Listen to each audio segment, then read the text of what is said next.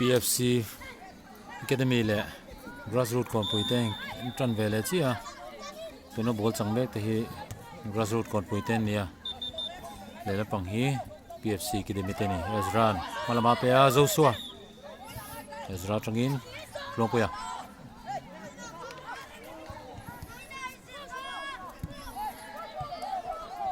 Fakoman laya Ezra tangin Joshua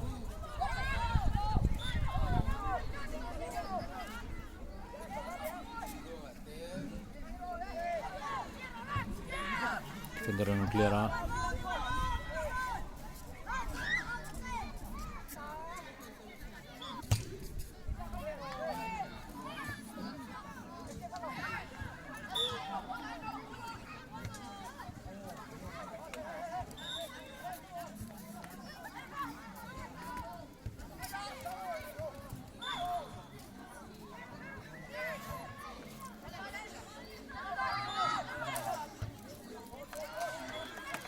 số độ mà sang sân này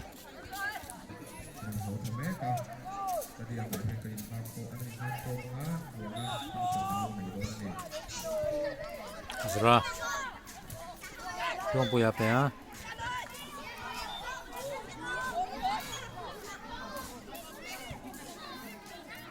không mà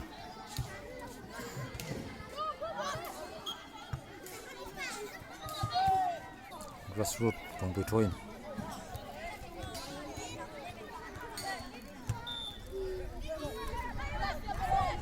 Joshua Johnson này, avat score tại keeper in save lật mà, Ezra không được pet, pet cho mấy văn tệ quá, không phải run head, tiếp theo là mấy, Rasul Lamin, goal kick đó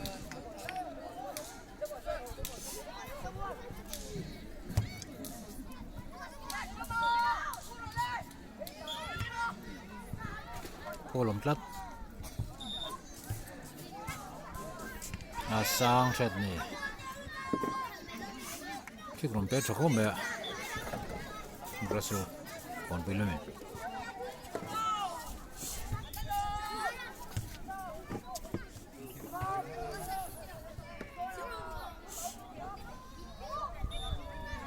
có không mà long puya sao nào chắc rất nè keeper long ball pe chua ba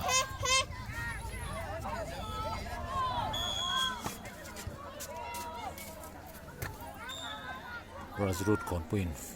free kick and pen on halfway line train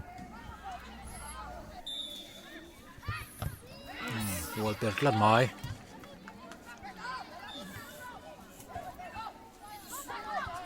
còn pin chân chân sama shot defender in block corner pet don ne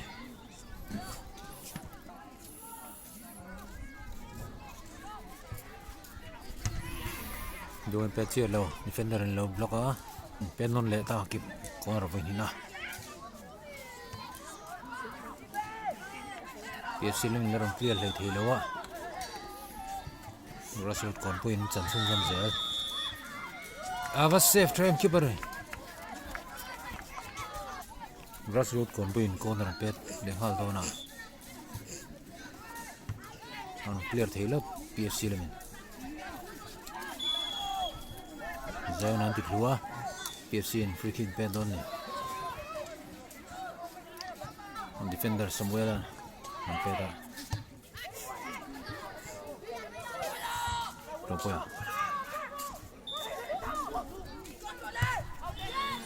sang set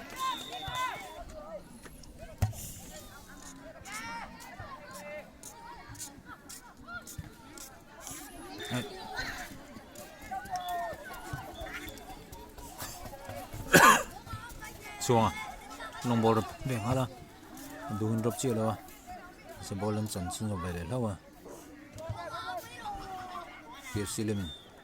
ball lên lâu còn tui nên nó rồi Joshua delay thì lâu mà Sabella long ball Zauna Isra Israel kata Zauna pia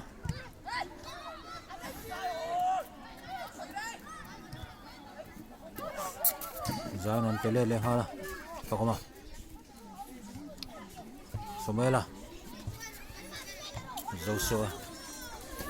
defender in low get out sakmana Somela Troin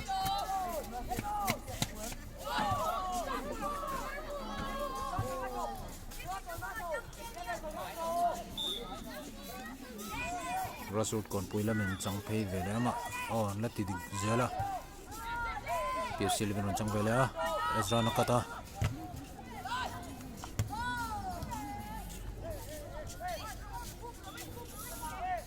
Somala Oman ball ron da chua Joson ron chua ka Zaunan receive khoya Joshua laman Alokan huan tlad ma Grassroot kon pui thoin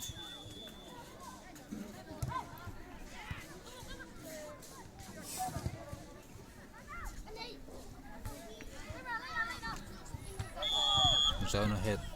pet pala follow ma free kick pendon Samela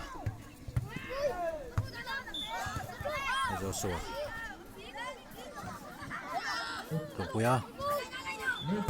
Robuya shot Sam Grassroot kon pui goal kick Ilang thầy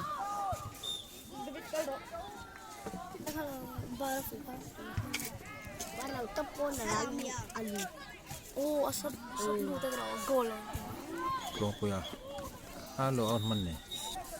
Grassroot kon pui thoin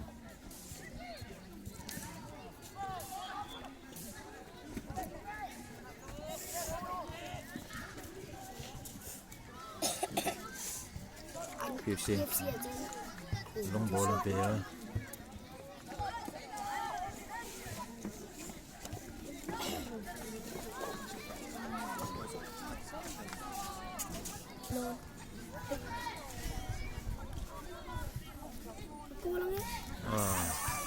safety pero save thei lo aba te knock va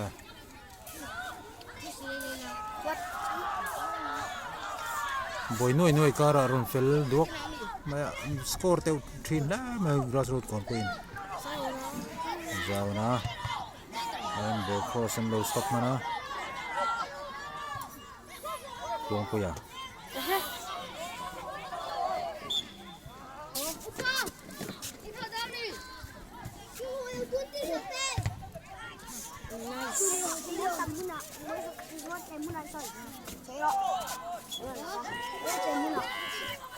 Islam ball binang Grassroot kon pui lapang handball oma free kick bendon PFC ni somewhere free kick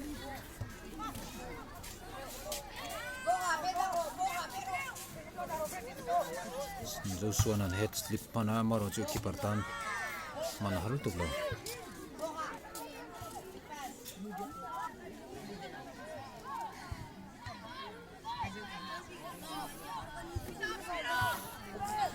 Siliam ball ron la chuak Zauna dungin ball cross man lo tlap na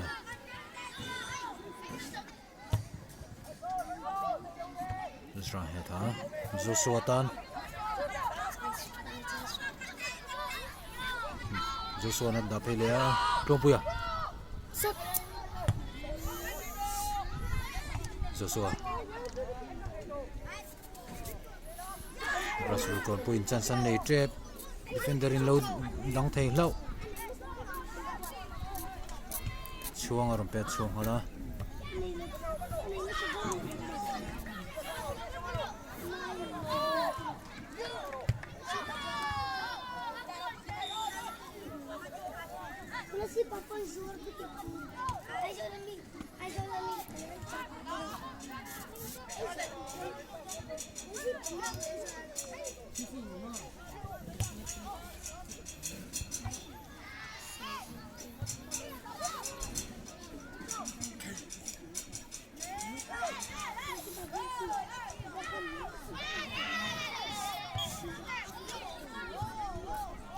follow ma pis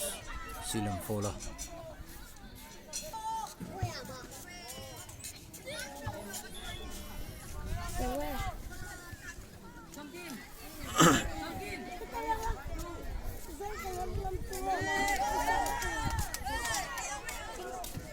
grassroots lamin lun nor view maro chu duangin goal an khung thei bik lawa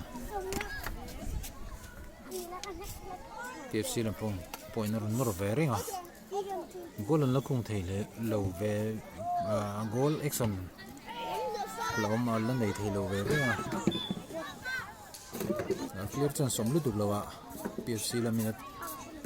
goal bung hai an lom de chu nei thowa ti rolling kon pui lampong point lom de wa han ti phei chu nei ve tho boka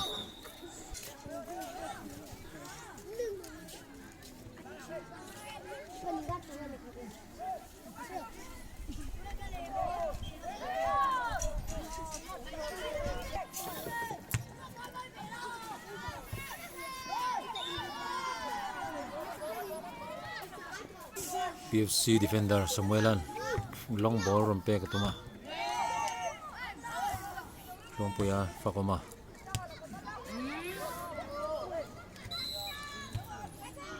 Samuelan Vorluda long puya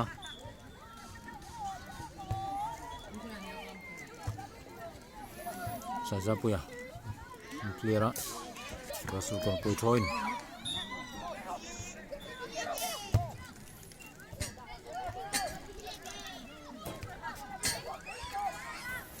Zoso Sumela long ball on back to my goal kick ring Zana slide out Sakman Clot corner pendon PFC element draw corner peta Avan head Chatevian Sumela Russian point goal kick. Let's show ka. PFC labing goal and try maro chu dung dete chelo. Show keeper. Let's show ka. Junior na pay goal ko sama. Kapten pay goal sama. Slide try. Sajang point defending. Kapten galo. Ay, PFC labing. keeper ka tuwal siya. Joshua Daluda Alaya. Pila meron titinua PFC ram pechwa. Sa ball sanga malama Zion tana pe. Zion na. Titutlat mai. Card yellow card te ani. Zran free kick pe dona.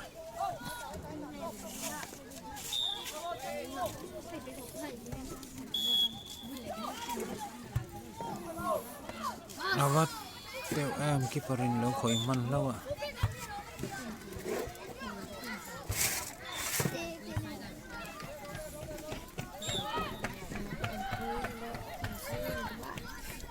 ko Zana Pakuma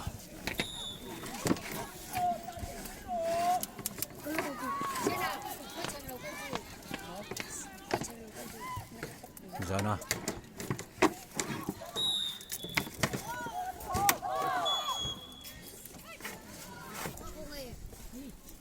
grassroots kon puiten free kick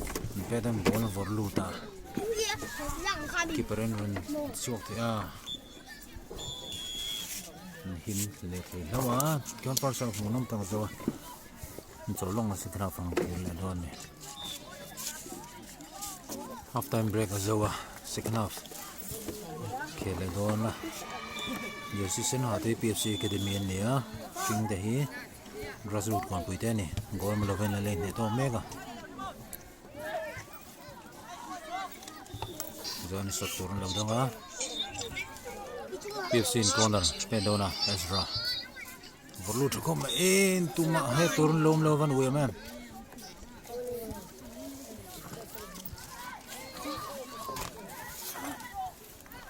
Sumela long throw thui le me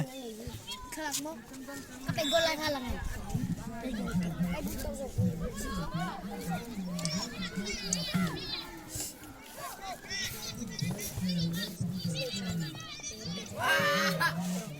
KFC goal kick Samuela.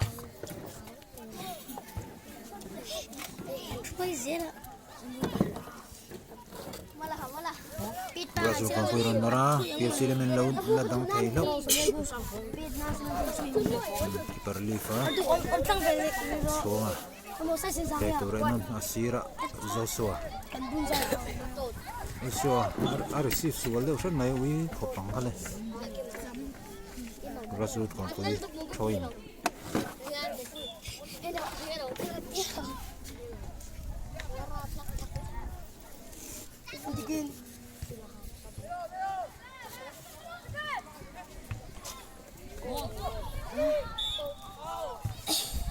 Matlat mai grassroots in runner thuak a hlom han trepa Samuela goal kick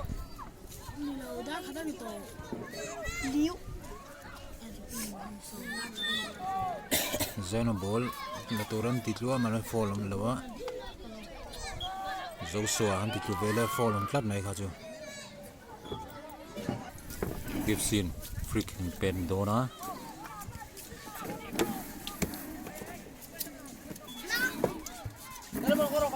Avatte Ezra free kick sang shotani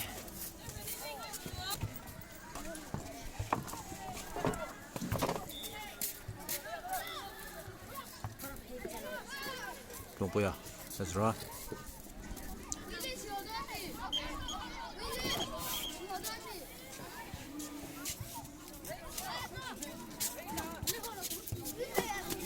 so clear huh?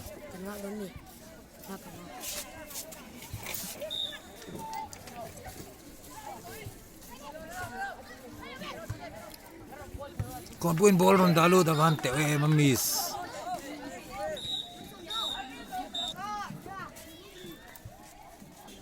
Suanga naya pe ha ball lautat mai ron defender sa jam puin ron block man lo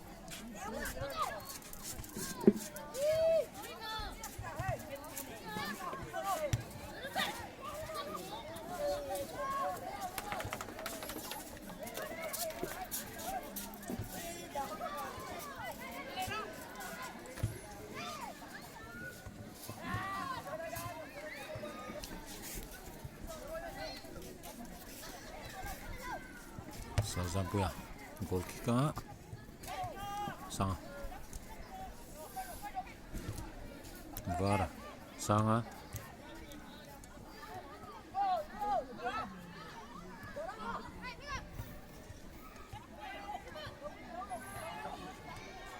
Vara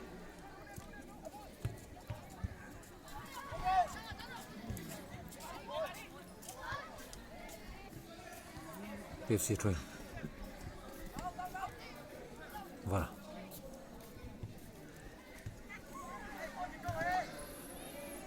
KFC lemen nor phevea ma grassroots defender ten ron dan sakmana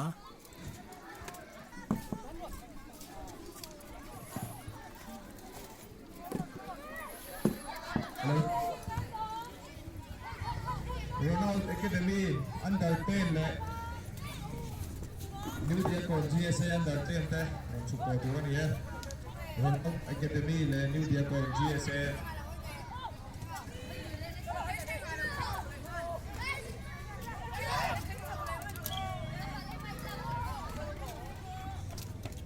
Lampuya halfway line free kick veda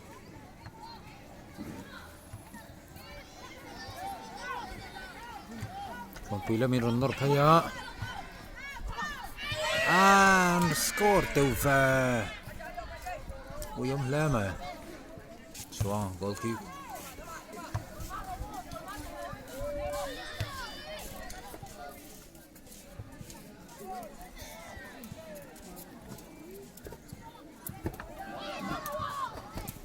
Voilà Sang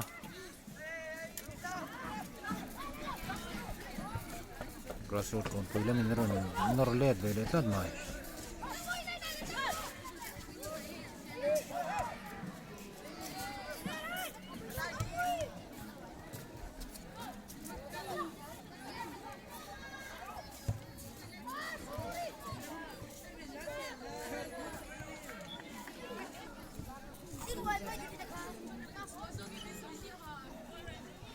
còn pin join về lại thung á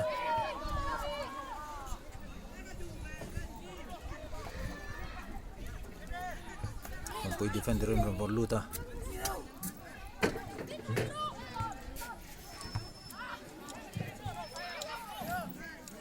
Under 12 grassroots Grand Prix le project veng FC Academy te 12 Sa Dintra Sasa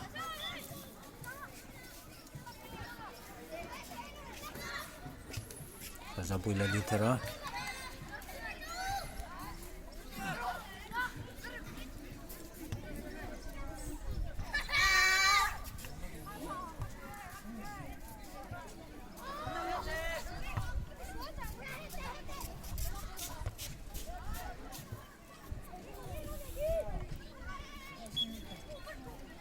Olum tlat mai Rasul kon pui an bol lom vele tlat ta PFC le men freaking pet let vele thung don ni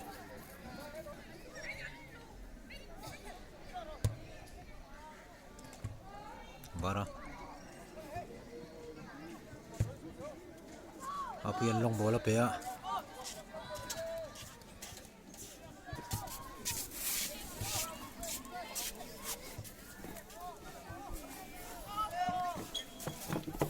bola ma PFC le men free kick pe do New Dia Konzi free kick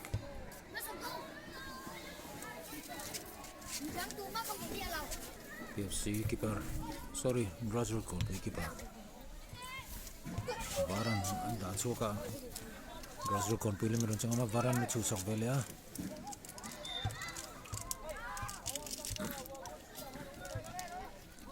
Brazil kon pili bol chang vele le Tahianin Ronald Academy ang kalang la 33 the na kal pui thia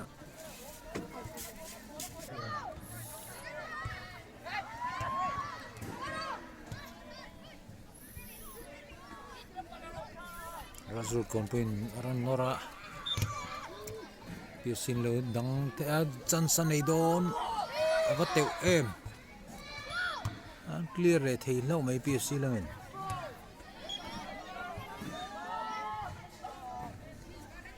free kick half violent try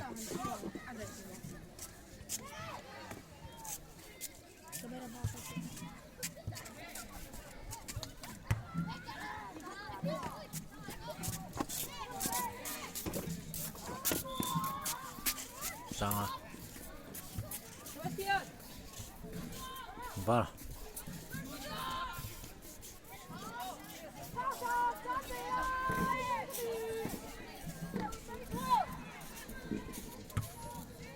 còn tụi cái bên pe chuột cho mà sẽ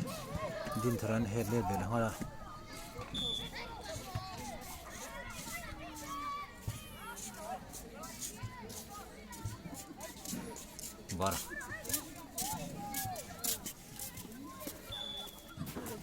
grassroots code pui te lo dang le thei tla jar mai dinan chowa var ne ne pe a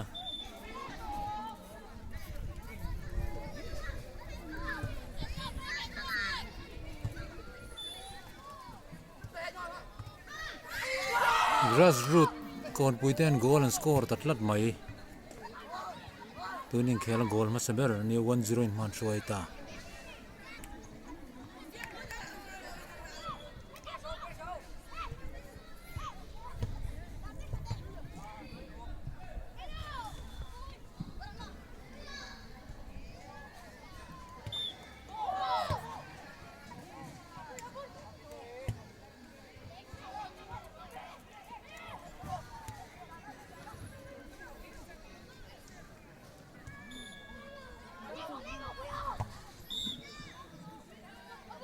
apuya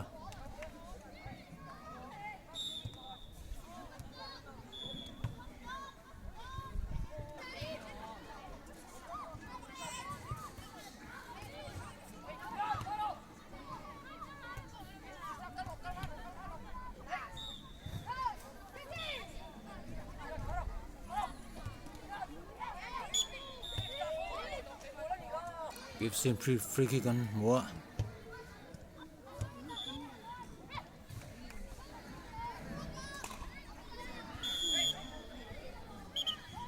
four long chat này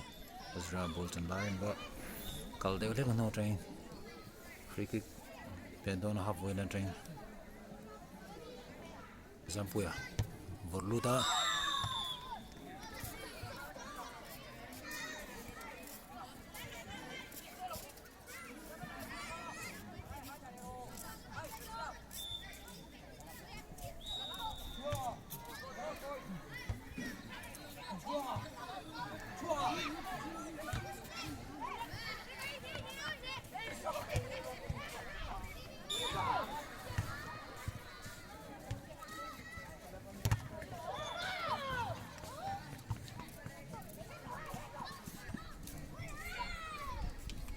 Ezra Bara Ezra malamag na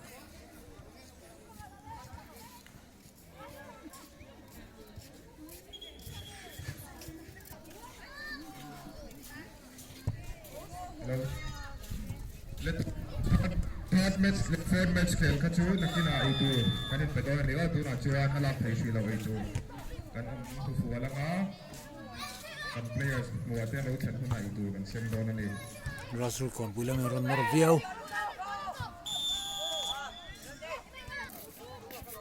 grassroots kon pui tan free kick ang pedon ni Anal tuk. Agol do. Lang. Sa diksi. Ganda nga Akan mo kaya. Okay, gusto ko. under 12 le under 14 na big patin sumala holo tu dan dia khela zowa grassroots kon pui ten 1-0 ni na an changtlat mai chakjok te kan lom puya chaklo jok te kan ui pui hle me